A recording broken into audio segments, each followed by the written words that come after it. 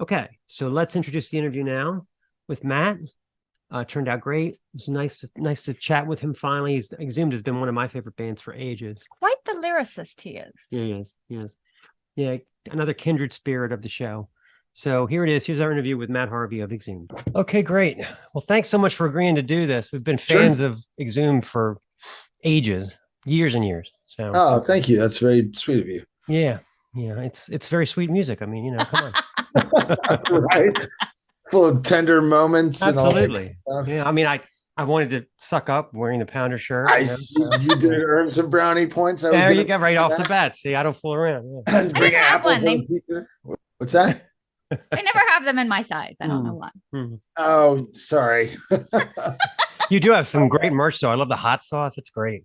Yeah. Oh, thanks. We were trying to figure out what in the world goes with like thrash, death metal, and hot sauce. We saw it at Maryland Death Fest. There was actually a hot sauce stand. Yeah. Right. It's like an extreme metal thing. Interesting. Like, yeah.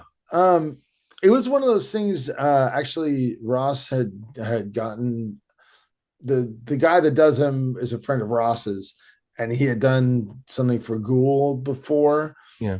And Ross wasn't 100% happy with just the way it was handled on the band end, in terms of them like doing the branding and marketing with it. And he's like, we should do it. And I was like, I like hot sauce, like, sure. And we kind of went through a couple different iterations of it. Not the final one. There was one before that I thought was perfect. And I was like, oh, I put this on everything.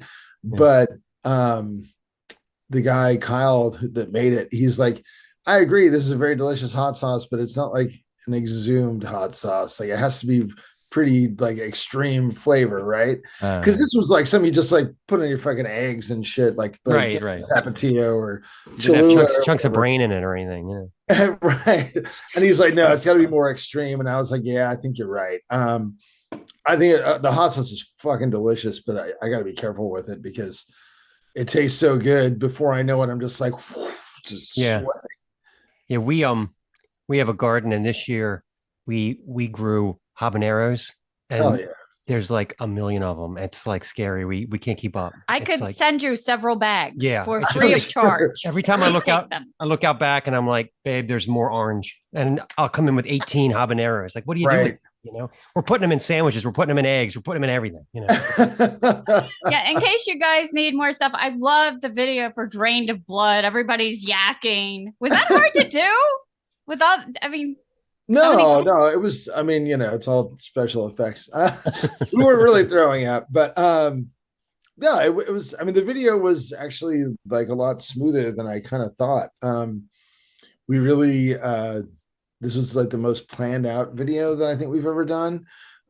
We stopped short of like storyboards, but I came up with like a treatment, and then we sort of had multiple meetings with the director, like, like hour and a half Zoom calls where we're like, this scene's going to work. This scene is not going to work. This scene might work. We'll try it, blah, blah, blah.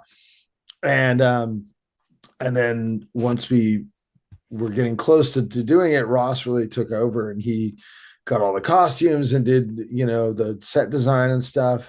And then he also worked with the director in terms of the editing. So it really helps to have like someone in your band with an art degree. Yeah, I kind of love the Revolutionary War era feel. And then the dude, the all white kind of old surgeon dude in the white with the splat.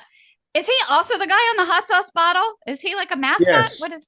And he is basically our mascot. He was on the cover of the last album, and this album he's sort of shadowy in the background. Okay. Yeah, we just call him Dr. Filthy. Okay. Yeah. Gotta have a mascot. Yeah. I mean, I guess Dr. Phil is sort of a dated pop cultural reference at this point, but I don't know. It makes us laugh. So yeah, and he comes out during our shows, and it's like a whole, it's a thing. Do you have somebody specific who always plays him, or is it always somebody different? We had the same guy for years, but then he got a wife and a career, and now he just sort of helps us out here and there. Like, that's him in the video. The guy that kind of created the character along with us, but then since then we've had a couple different people. So, it's just like once you're a homeowner, like making really good money, all of a sudden you can't just be like, hey, I'm just going to like split in a van and like, it's not even my band. I'm just a guy with a chainsaw. I guess, I guess that doesn't, doesn't go shocked that over. he didn't consider that a career. It's interesting. Yeah. Being Dr. Phil, right? Right. Yeah, what is your instrument in the band? The chainsaw? Yeah, there you go. Yeah. We've had some serious difficulties like explaining that, like going through customs, and they're like, well, he's in the band. Well, what does he do? I'm like, okay, so, and they're like, no, but like, does he play an instrument? Well, not technically. And it turned into a whole thing. And then there was another tour where it was a European tour we got offered, and they're like, well, it's X amount of money. I was like, that sounds good. And it's X amount of time. I was like, that sounds great. And it's like, well, it's 4 bunks in the bus. And I was like, well, there's 5 of us. And they're like, well, not really. There's 4 of you. I was like, no, really, there's 5 of us. And we ended up not doing that tour. Long story short, I was just like, well, This is what we do. And like, we're either going to do our whole show, or if we're not going to do our whole show, you got to pay us a lot more to like compromise. Yeah. I can't imagine. Can be bought, just not that cheaply. Right. I can't imagine something like that, because I've gone through a lot of different customs. I think that it's one thing to go through US customs, whatever. But when you're going through like Mexican customs and they got machine guns, or you're down south and you got to explain to the guy with the machine gun, all right, so we got a chainsaw here and we don't plan on killing any. I mean, I can't imagine. I have a They're so intimidating, actually, about that. We played a festival in Mexico about like maybe 5 or 6 years ago now. And I brought my bullet belt to wear on stage. And so they pulled me aside and they're like, what is this? And I was, I speak very little Spanish, but I was trying to explain like, these are not real bullets. It's just like an outfit for my heavy metal band, this and that. And they're like, well, this caliber of bullet is illegal. And I was like, yeah, I know, but they're not like actual bullets. Right. Anyway, long story short, I ended up, they took me to jail. Oh God. First they like took me like to this weird like doctor place to examine me to make sure the police like didn't beat me up, which they didn't. They were actually fairly nice for people arresting me. And then I ended up spending the night in jail, missing the show by the time they finally, because they needed to get a translator in order to legally have me like fill out the paperwork. Obviously I couldn't, I would have no idea what I was signing in Spanish. Right. So it took him like hours to get a translator. So by the time the translator got there, we went through all the paperwork, blah, blah, blah, blah, blah. We played at like, 4 in the afternoon at this big festival with like Judas Priest and shit. So by the time I finally got out of jail, we were done playing, or they were done playing. I was in jail. And I got to the show, right? And then I found everybody and was like, okay, so that was bad. But I'm still able to go back into Mexico with no problem. So I don't know. Couldn't have been that serious. Well, I'll tell you the story. I've told it on the show before, but I saw Metallica on Master Puppets tour when they opened for Ozzy, and I had to throw my bullet belt away because like I could hear the intro to Battery starting up, and they were like, this is a weapon, and I'm like, take my pants, I don't care, I've got to see this. Fuck this, it was, and luckily we got to see it, and it was surreal because like so many people were like milling around, how they do for the daytime bands. And I'm like, wow, people don't care. This is, yet. It was, that was a long time ago. Yeah. Well, you're very well preserved for someone that saw that tour. Oh, I thank you. I appreciate it. Just keep it up. I love it. I'm his cosmetologist. I'll take complete. She's my Satanist and cosmetologist. Yeah. I could use your help.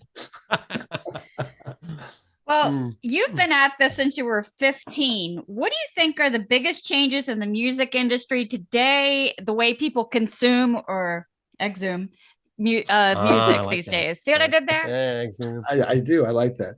I mean, obviously the internet kind of has changed everything. In some ways, it's been bad, but really I think that the good aspects of it far outweigh the bad. Obviously in the days of record stores and stuff, once a label went out of business or a record went out of print or whatever, it was just sort of gone, so things would stick around for a few years and then you just sort of wouldn't be able to find them anymore at all. And with the internet, basically nothing is ever out of print unless, you know, I guess unless an artist owns their own music and is fiercely like chasing down people putting it on YouTube because they don't want anyone to hear it, which I don't know of an example of that. But basically everything is out there forever. And, you know, it's really, I mean, it's just enabled so many younger people to get into all kinds of different shit. You know, I don't know if there's a comparable thing in other genres because I'm only really, you know, I spend all my time in metal, but in metal, you know, you meet kids who are, you know, in high school or just out of high school, and they're like, they know everything about this band and that band and whatever obscure band from the early 90s or the mid 80s or whatever their, you know, sort of particular thing is.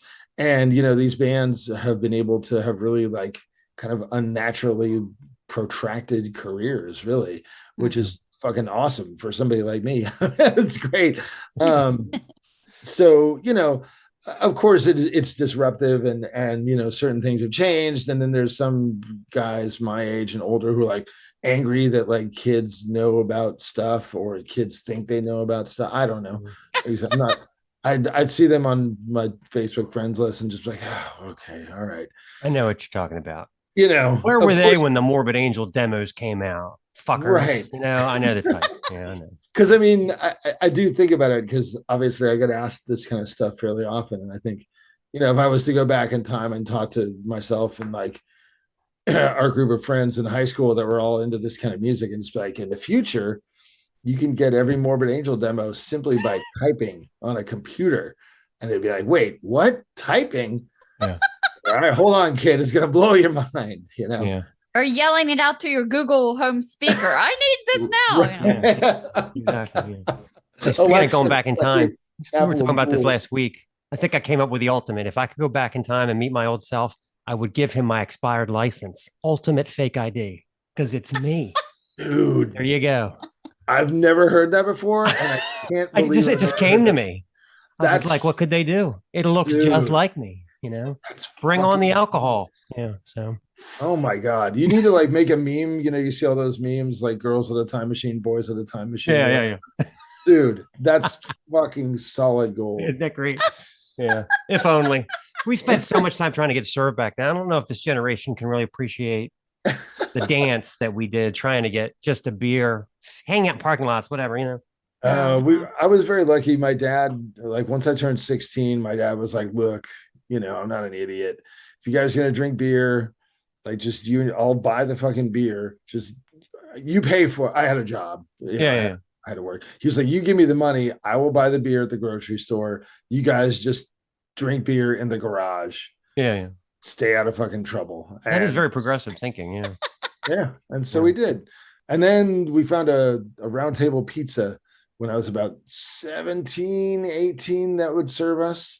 And then I grew a you know, crappy beard, and then depending on who was working at the 7-Eleven by my house, sometimes I could get beer, sometimes I couldn't. Yeah. That's good times. Yeah. All your vivid gore imageries and your I loved the magnificent maestros of malingering melodies. I love that. Oh, that's melodies. Do you have any phobias or fears that inspire any of that, or? You know, I do write about some stuff that scares me. I think the thing I guess that scares me now, and that it is a theme that sort of keeps coming back, is just I'm kind of always taken aback and terrified by people's ability to sort of become desensitized to other people, to look at somebody else and just be like, oh, well, fuck them because blank, you know, or those people are blank. And it's not even, you know, as sort of crude or obvious as like racism, although certainly there's racism, but, you know, just putting people in categories and being able to sort of close yourself off to other people because of that. I think that really, I've always known that I was there, but the people's capacity for it, I feel like I find more and more frightening as time goes on. I mean, like cancel culture? Is that what you're talking about? Like that sort of thing? I think it goes from both sides. I'm a little less afraid of cancel culture than I am afraid of like, people that just make really broad assumptions like, all transgender people are going to rape you in the bathroom or whatever. Yeah. Or, all people that are seeking abortion are irresponsible or slutty or horrible or whatever. Right. But it does echo back to cancel culture too. It's like, hey, this guy said one horrible thing 15 years ago. Let's all, assume he's never grown, never progressed. Right. And instead of talking to him about it and trying to engage him, fuck him, we can't shut ourselves off to each other if we want to have any kind of meaningful existence. Some of the more like violent stuff that we sing about, it's more that doesn't really scare me as much as I find it weird, like that somebody like Jeffrey Dahmer could exist. Like, how does that even happen? But I think the more mundane sort of lack of empathy or disassociation that I see in people, that I find scary, and that we write about in Exhumed. I'm scared of lots of stuff, but that one, that's more like what I touch on anyway in Exhumed. I'd like to note that at this time, the #1 show on Netflix is Dahmer in the United States. So there we go. And that says something about us. I think we could have sold "Disgusted" as the theme song for that. Well, that one is about, it is like a serial killer type song. Yeah. Basically, it's somebody who's having these sort of homicidal impulses, and they are disgusted by these impulses, but then eventually they turn it around and give in to the impulses and let everybody else be disgusted by them. Yeah. And I mean, I don't know. Did you see the series? Well. I've seen the first couple episodes. I haven't caught up with it yet, but I really liked what I saw. The first one was actually it was pretty intense. Like, shit, man. Especially knowing that it's all based on a true story and everything else. It felt really grimy and really raw and in your face, Yeah. Well acted though, for sure. Really well done. I mean, I actually felt sorry for him. I remember, it's funny what you're saying. I remember riding on the bus when I was a teenager, and I had a Walkman. So again, not it's been years, and I had on what's it? Cannibal Corpse had just come out with the album that has Hammer Smash Face on it. Right. And I didn't realize it, but I was kind of saying the lyrics out loud while I was headbanging, and the people on the bus were like, right. What the fuck did he just say? And I was like, you know what? Mind your own business. Read your magazine. Well, at least hopefully they were the big headphones. No, they were the little spungy 80s ones. Shit. I was just you think it's over, it's not over. Sorry. Yeah, no, please don't judge me. I see people like walking down the street talking to themselves, and I'm like, that lady seems pretty together for a homeless person. And it was like, oh, she's got her little fucking earbuds in. I couldn't see it. And she's talking to somebody on the phone. Right. Randomly talking to herself. She's got a Gucci handbag and she's talking to herself. Right. Do you guys think you have like a stereotypical type fan, or does it really vary from place to place? I mean, I think we do insofar as most metal fans are generally straight white males between the ages of 16 and 45, generally atheists. A lot of them have jackets with like too many patches on them and stuff. Yeah, we're friends with Alan from Primordial, and he said it's ugly dudes playing ugly music. I think that just kind of I mean, I will say this, one thing that's been really encouraging is that I have seen more and more kids at our shows, younger kids.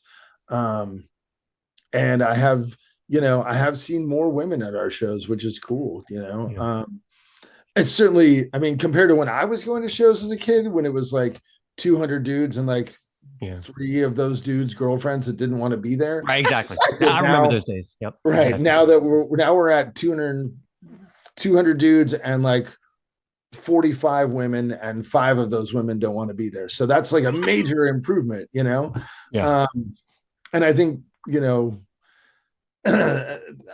I don't know. I think, metal's for everybody that vibes with it, whether you're male, female, or whatever. I will say one thing that about our fans that I'm really excited about is that we did after the Supreme Court ruling overturning Roe versus Wade, we did like a benefit shirt, and very quickly we raised like triple the amount of money. I was like, maybe we could raise $1,000. That'd be cool. And like immediately, like we raised like $3,000. That's great. And we did it again and raised even more.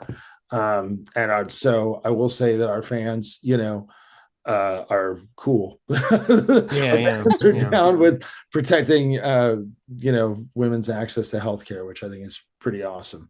And I remember the only show that was worse in terms of male versus female than like Malevolent and Immolation was Rush.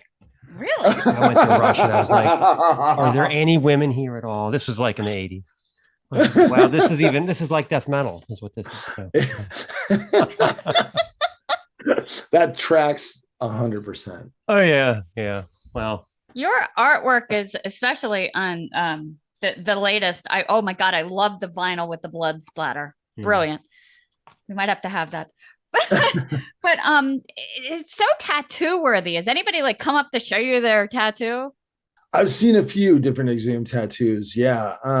Actually, there's an acquaintance of mine that got like a huge back piece of not this album. Well, this album wasn't out yet, but she just recently got it. And I was really, I felt sort of bad. I mean, it looked great, but I was just like, oh, I like, like you're branded for life. You could have picked a cooler band. I don't know. But it was really flattering. But yeah, I've seen a bunch of different Exhumed tattoos, and it always like, it's really flattering, but it also makes me like kind of like, wow, that's a lot. Yeah, I work for an eye doctor, so I was showing him your album To the Dead today, and he's like, you really should get the tattoo with the glass with the eyeballs in it. I'm like, I know, right? That's perfect. At least it's vocational, right? Right. It's vaguely related. I mean, we did a record quite a while back now called Anatomy is Destiny, and it's just like a dark thing with like you could sort of see somebody's eyeball like prepping for surgery with the little clamp opening it up. Yeah. And anyway, with the optometry thing, I thought. Oh yeah. Oh yeah, nothing grosses people out more than when I used to work for a retinal place that we did injections. That freaks everybody the hell out. I'm like, they really don't feel anything. Injections in the eyes. Mm-hmm. Wow. I think eyeballs and fingers tend to be the things that people are like, oh, like that's whenever they see it in a movie, it's like, oof, yeah. I wanted to comment the new album. I love the solos. What's the one song? Necrotica, I think it's called. Yeah, that's one. Wow. I was playing it for her today. I'm like, listen, it's got a beginning, it's got a middle, and an end. You don't hear that a lot in death metal, or actually any metal. It reminded me of like the old Thin Lizzy type stuff where they were crafted. I mean, great stuff, That's really cool. I mean, that's something that Sebastian and I talk about a lot. I mean, also just Thin Lizzy in general. But we try to, obviously the style of music we're playing is quite abrasive and extreme. And because it has all those elements, we try to make it as musical as possible in other ways. And one of the, Sebastian's been playing, he's the new guy, but he's been with us now for like 5 years. And, before he joined the band, we were friends and we were talking, and a lot of death metal guys, of course, they want to talk about Morbid Angel and they want to talk about Carcass. They want to talk about this and that. And I was like, so how do you feel about like Richie Blackmore? And he's like, oh yeah, dude. And he just started playing like Maybe I'm a Leo. And I was like, whoa, okay. Like, how do you feel about Gary Moore? And then he just starts playing Waiting for an Alibi. And I was like, well, what about Uli? And then he starts, playing fucking not Speedy's Coming, but I forget some early Scorpion song.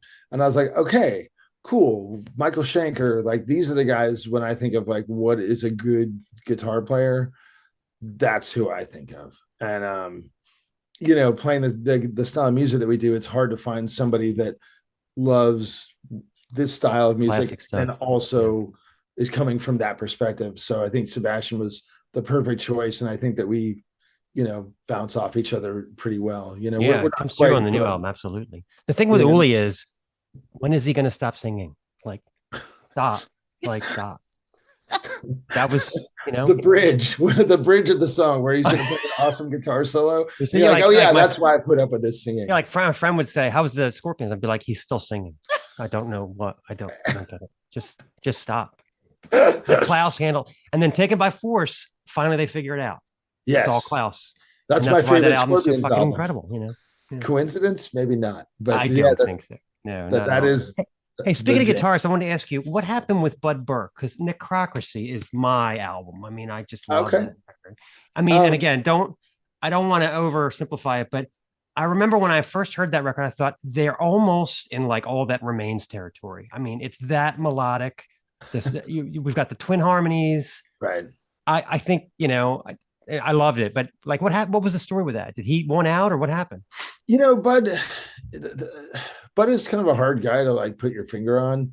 When you're in a band with somebody, you spend a lot of time with them, you kind of get some insight into why they're doing it. And with Bud, I don't really know, and I don't think he knew either. And I think he was just sort of, he was happy to be in the band, but he didn't really care. I'd be like, oh, well, we're going to do this and we're going to get this picture disc and this record. He's like, all right, whatever.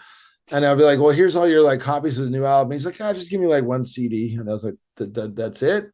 You don't want the shirt? He's like, I won't wear it. And, we go on tour and he would just be like, okay, whatever. And he also just is not a great communicator. Like you'd call him like, hey, we got this offer. And then he wouldn't call you back. He wouldn't text you back. And, it was great because he wasn't like up and it was a really easygoing dynamic in the band, but it was too easygoing. And there was like 2 different tours that he ended up not doing. And after the second one, I was like, all right, man, like I love you, buddy. But we got to find somebody else. And he's like, all right, that's cool, man. Yeah. Just super easy going. Yeah. I thought you were going to say he did the Robbo Motorhead thing and wore like red ballerina shoes to a show or whatever. Yeah. I love all those Robbo versus Lemmy stories, Should we play our game? Mm-hmm. Oh, we got a game? Right. Yes, we play a game. It's great. Yeah, although we've had to randomize it because everyone kept picking a certain number, so I won't tell you what it is. Yeah. I have questions, random questions, 1 through 85. So I want you to pick 5 numbers. Whew. Okay. 67. Wow. 41. 12. 53. 32. 31. Is that enough? I think we got 5. We got 1, 5. 2, 3. Well, I lost count. There we go. Seeing random ass numbers and I couldn't remember how. Well, you win the award. You didn't pick number 7. And that's so we won't have to talk about your go-to dance move. Don't worry. He's up in the higher registers. Yeah. All right. Number 67. What would you call a male ladybug? I wouldn't assume the ladybug's gender. I have dude bug, I guess, because dude is sort of gender neutral anyway. I like that. Yeah. I call my mom dude. I call everybody's dude. I love it. That's a good one. Yeah. All right. 41. Do you consider yourself a do the dishes person or let them soak person? I'm a do the dishes person 100%. I hate procrastination. We asked that question too, and he said exactly what you said. Gene Hoglan. That doesn't surprise me. Yeah, he was like, I can do some motherfucking dishes. Yeah. Like, I make my bed every morning too, Yeah. All right. Number 12. How do you take your coffee? I don't drink coffee. Tea. So. Oh, you're a tea man. Okay. Yeah. More a teetotaler. Yeah. I'm not a teetotaler at all, but I do drink tea. Also, as well as beer. Yeah, I got that when I was reading. If you didn't like it, or listen again with another beer. 53. What would we find on the top of your refrigerator? There is currently a cooler, like a big cooler that's empty, like a picnic basket some spices that don't fit in the spice rack, and recently opened bottle of scotch. Okay. Ooh. I'd like to win those contests. All right, last one, number 32. What kind of car do you drive or prefer? Totally different answers.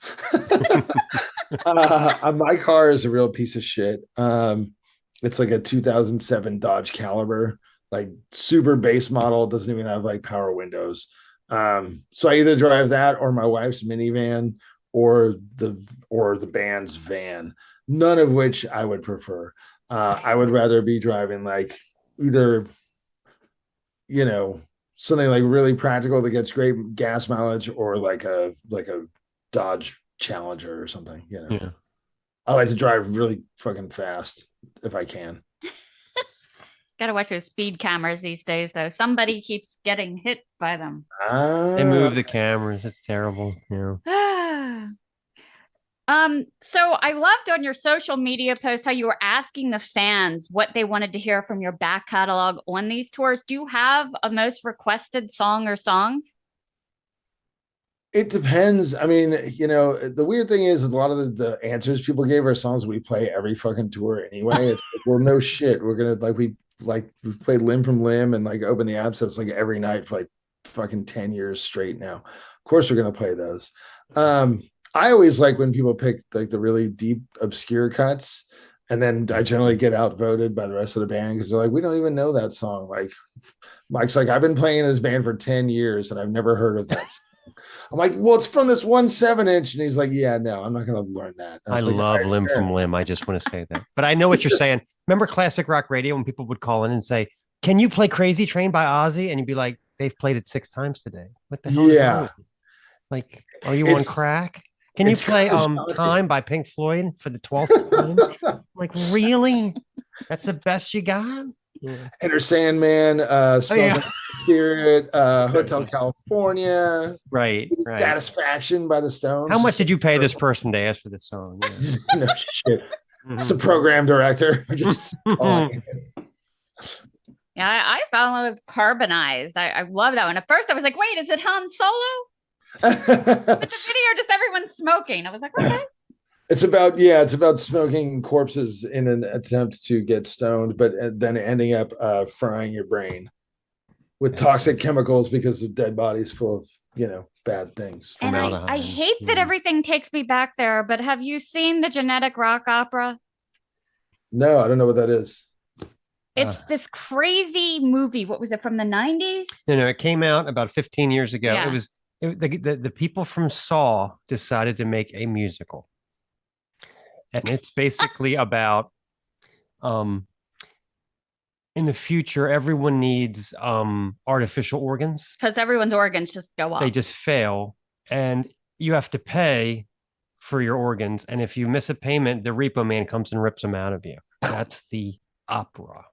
Yeah, it's called Repo, the genetic opera. But they have this underground, like this drug thing where they're making a drug from corpses. Yeah. And Paris Hilton is in it. She's completely addicted to it. Yeah. It's really weird. And actually, like, but when you really drill into it, which of course I've done, we actually have the poster of it behind us. That's it right there. Oh, okay. There's an army of like musical industry people that are involved in the soundtrack, like the drummer for Korn and like the guy that, you know, they knew how to do the music basically. Yeah. But the plot is insane. I mean, I honestly, I kind of like the plot. I think it sounds. Yeah, I don't know that it's like logical. so bad it's good, you know. Right, right. It sounds like an excuse to rip somebody's guts out a bunch of time. Yeah, he's singing and like ripping. You know, it's. I don't know. There's never seen anything like it. Yeah. The end looks like some kind of crazy Guar concert because there's just blood all over the stage. The actors are literally slipping on the blood at the end while they're singing. It's crazy. Oh, all right. You're selling me. It's definitely the Royal School for overacting, though. I'll warn you. Yeah. Okay. All right. Definitely. It's a musical. I think you can forgive it. Did you see the Guar documentary? I have not seen it yet. I kind of Ross is like a Guar fanatic, so I Okay. kind of figured when we're spending 5 weeks together, starting in a couple weeks, that I'm going to end up seeing it. So I was like, I'll wait, and I'll see it with him because he will, you know, fill in the blanks or go wild. But I'm sure it's awesome. I'm Yeah, sure yeah. it's hilarious and Okay. sad and interesting, and Your tour starts the 10th, right? November 10th.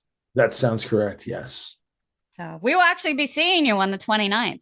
Yeah. Okay, where's that? That's in. Baltimore, the Baltimore, Baltimore show. Oh, Yeah. cool, the awesome. That's where we're Metro. from. Yeah. Yeah. Oh, awesome. Yeah. Please don't cancel because every show that we get tickets to has canceled. We had tickets to Wilder Run, they canceled. We had tickets to the Dio thing, it canceled. Well, I don't we'll know. run that COVID, I I think. think it's us. Uh, I don't know. so don't get COVID, please. God. Please Oh, sequester. we're really trying not to. I mean, we toured last year in October and managed to not get COVID. Um, like somebody got a sinus infection, but it wasn't COVID, so it was fine. So we just kept playing. Um, but yeah, we're you know trying to stay healthy. Mhm. Yeah, the thing I love about you guys so much is you just have consistently stayed the course with traditional songwriting and so on brand. Are you the force behind that formula that keeps it so tight? I mean, I guess I'm the primary songwriter, so I guess so. But I think that we made a conscious decision even before the first album. But Ross, myself, and our original drummer Cole, where we looked around at other bands and what was going on, and this is like 96, maybe 95, and we thought, well, what is our thing, like what is it that we do? And we noticed that we were getting more into listen to thrash and traditional metal and not so much like the tech stuff and the slam stuff that was kind of popular in the death metal scene at the time. As much as death metal wasn't particularly popular, the death metal that was popular we weren't really into.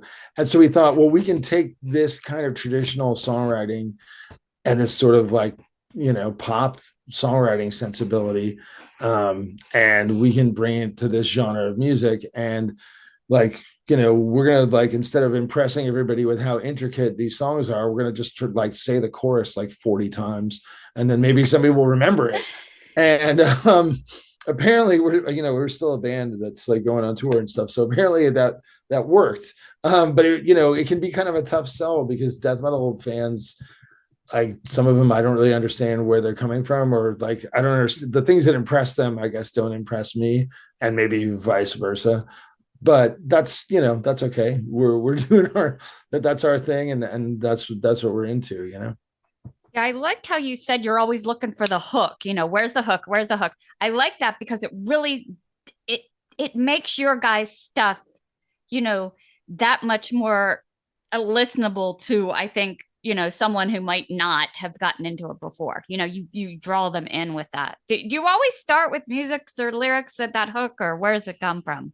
I used to write. Sometimes I would write lyrics first, but then we did an album in like 2003, and there was just fucking nonstop singing over every single part, and I was like, okay, this is too much. Like, we got the record back, and I was like, I'm actually kind of ruining some of my own songs here. Like, taking a really good song and turning it into a just okay song. And so I just started a rule that I was like, I'm not writing fucking lyrics until I have music. Like, if I get like a rhyme or like a title, yeah, sure, I write it down. But it's a lot.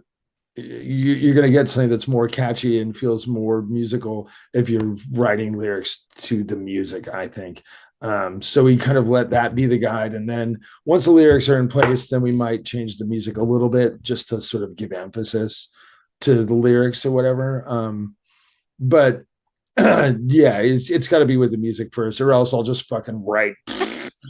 I'll be like, I'm so smart. Look at these words. Great. So am I going to see in 5 years? Am I going to see Exhumed playing gore metal in its entirety from front to back? Are you going to ever take that route? We've talked about it because next year is the 25th anniversary. Right, exactly. I don't know if we're going to play the whole thing front to back, or necessarily, but we're gonna do something, and we've got a few kind of ideas percolating around right now. But we got a year because it came out in October, so we have basically a year. Yeah, I saw Eric Johnson. He did the Avia Musicom front to back. He did that tour. And I'll tell you what, when that show was over, he ran for the trailer. He didn't want to talk to anybody. And I had such a desire to fuck with him. I wanted to bang on the door and be like, Mr. Johnson, Mr. Johnson. I don't know why. I just, because, he's such a hermit, I just. Because he ran away and he literally ran away. Yeah. We came around the corner and saw him run for the van. He was not talking to anybody. Yeah. Wow. Like, I have 14 things for you to sign, Mr. Johnson. I really wanted to. Well, we're usually, especially if we're playing last, we're usually at the bar right after we get done.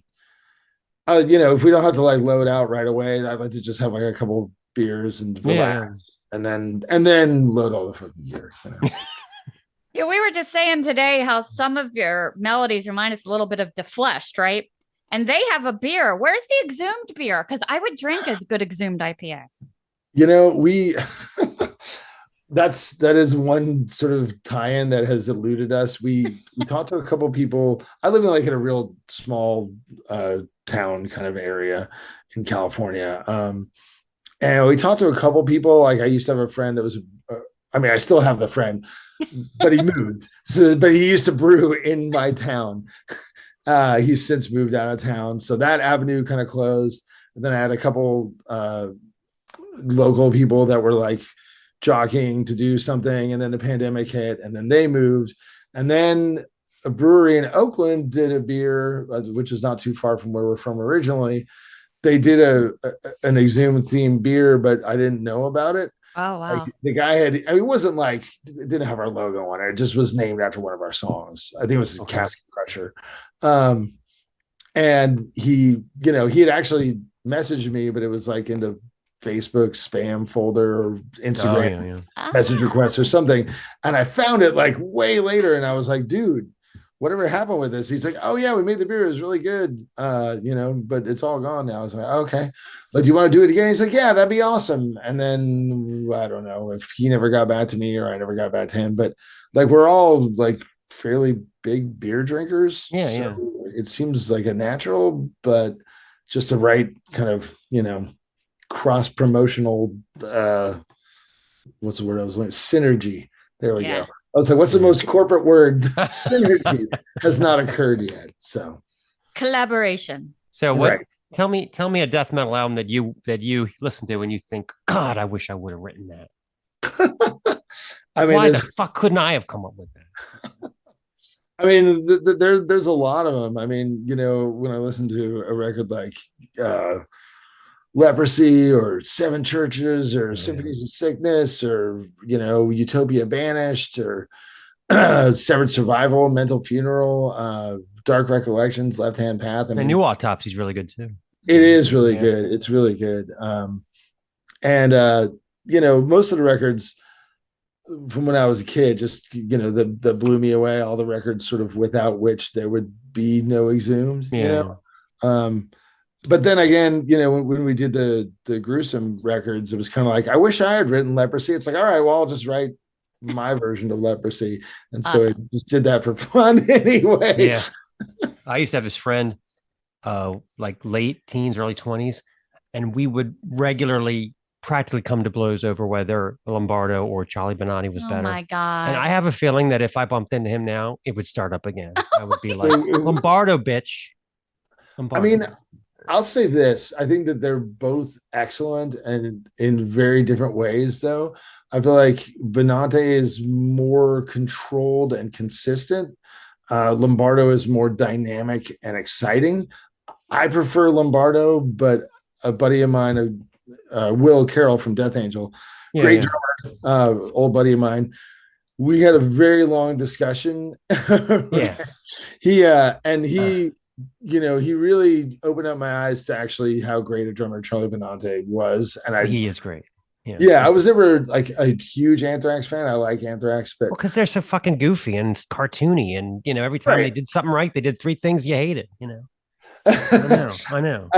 but he really kind of gave me an appreciation for Charlie's drumming, and I do think very highly of it. And not only is he a great drummer, he wrote a lot of their fucking best riffs too. Yeah, it's true. So here's a question for you: would you agree with this statement? This is another dividing the headbangers question. I say there are no bad Carcass albums. Would you agree? I definitely think some are significantly better than others, but I don't think any of them are bad. I love Swan Song. I know that's I like enough Swan to get Song me a barred lot. from some forums.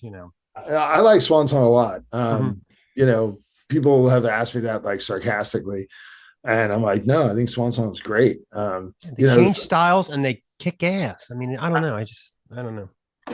Yeah, I think I like the fact that all the first 4 records are all kind of drastically different, and I think that was what disappointed me the most with Surgical Steel, which is my least favorite of all of them, because I was hoping that they were going to do something drastically different that was going to be really interesting and kind of blow me away. And instead, I guess you can only do that so many times, Yeah. They're kind of giving you like, they're giving the people what they want, which I totally understand. And it's a good album. I find it to be the least satisfying. At this point, Carcass is classic rock. It is. I mean, this shit is I hate saying it, but it's true. Yeah.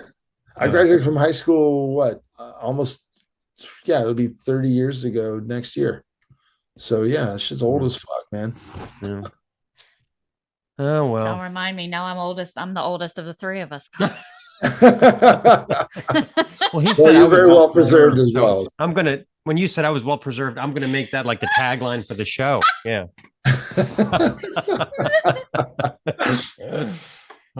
Well, this has been great. Awesome. Great, Thank you so much for talking to us, and we can't wait for November 20th. Fantastic. I think you guys are very personable, so I think that'll be entertaining. And great. Hopefully I won't fuck up the flow. No, it's great, and if it's not too crowded at the show, we'll come up and say hi after the Please show. do, yeah. I mean, I'll work on that eyeball tattoo. Yeah. Or if it is crowded, just wait till the end, and I'll go to the bar for a couple of drinks after we're done. There you go. That sounds great. We're always up for that. All right, man. I appreciate it.